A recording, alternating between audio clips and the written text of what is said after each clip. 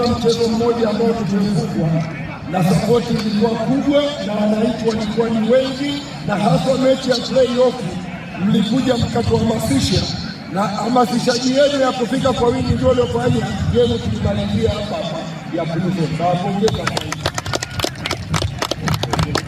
Alafu kikubwa kwenye under 20 tayari tumeshapewa maagizo asilimia kubwa under 20 wawepo vijana wa hapa Moshi ambao wana uwezo mkubwa, wakiweza kuweka sehemu moja tunaweza tukafikia mafanikio yale yanayohitajika.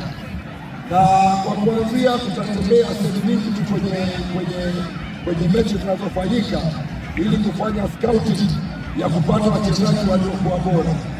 Vinginezo ninaomba mwendelezo huu uendelee mpaka kwenye Premier League na uwanja wetu uwe ni sehemu sugu, mtu akija lazima apigwe hapa. Inapigwa. Nadhani hivi. Nashukuru.